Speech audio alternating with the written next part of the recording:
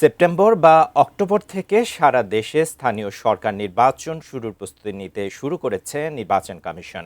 এরই অংশ হিসেবে ভোটের ৪৫ দিন আগে তফসিল ঘোষণা করা হবে। এই নির্বাচন আয়োজনে প্রস্তাবিত বাজেটে অর্থ বরাদ্দ নিয়ে সন্তুষ্টি জানিয়েছে ইসি। একই সাথে জাতীয় নির্বাচনের মতো সহিংসতামুক্ত ভোটের ব্যাপারেও আত্মবিশ্বাসী কমিশন। সাদিয়া আফরোজের রিপোর্ট।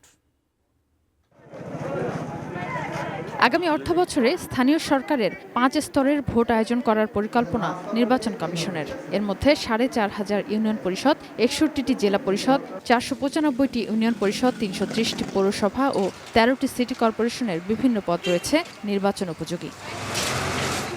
গত সপ্তাহে সংসদে স্থানীয় সরকার মন্ত্রী মির্জা ফখরুল ইসলাম আলমগীর জানান, আগামী সেপ্টেম্বর বা অক্টোবর থেকে পরবর্তী ১ বছরের মধ্যে এসব প্রতিষ্ঠানের ভোট আয়োজন শেষ হবে। এর আগে স্থানীয় সরকার প্রতিমন্ত্রী আভাস দেন, প্রথমে হতে পারে ইউনিয়ন পরিষদ নির্বাচন। আমরা সিদ্ধান্ত একমত হয়েছি, সেই সিদ্ধান্তে আমরা যথাসময়ে নির্বাচন অনুষ্ঠিত করব। প্রধানমন্ত্রীর তথ্য সম্প্রচার বিষয়ক উপদেষ্টা ডাক্তার জাহিদুর রহমান জানিয়েছেন, নিয়ম মেনে যোগ্য প্রমাণ হলে নির্দলীয় এ ভোটে আওয়ামী লীগ নেতাকর্মীদের অংশ নিতে বাধা নেই। বিচারের মুখোমুখি হলেই যে নির্বাচন করা যাবে না তা না, ওই যে ক্রাইটেরিয়া আছে, তাকে কিভাবে শাস্তি পেতে হবে, কি হলে না হলে হবে, ওটা ফুলফিল করলেই যে কেউ নির্বাচন করতে পারে। এরই মাঝে সিটি কর্পোরেশন, পৌরসভা, জেলা, উপজেলা ও ইউনিয়ন পরিষদের নির্বাচনের জন্য আলাদা আচরণবিধির খসড়ার বিষয়ে মতামত চেয়েছে নির্বাচন কমিশন।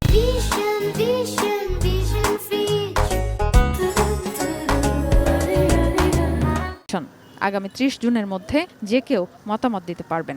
ইসি বলছে, মতামত বেশি পেলে পর্যালোচনা করতে কিছুটা সময় নেওয়া হবে, আর খুব বেশি না হলে দ্রুতই চূড়ান্ত করে ভেটিংয়ের জন্য পাঠানো হবে আইন মন্ত্রণালয়ে।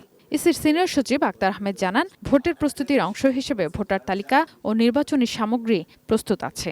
আমার যে নির্বাচনী উপাত্ত, এই জিনিসগুলো আমরা দেখছি যে আমাদের কাছে প্রয়োজনীয় পরিমাণ সংখ্যক আছে। সে কোন ইলেকশনটা করছি এটা করতে হবে, এটা জানলে আমার জন্য বাকি পরিকল্পনাটা করা খুব বেশি একটা কষ্টসাধ্য না।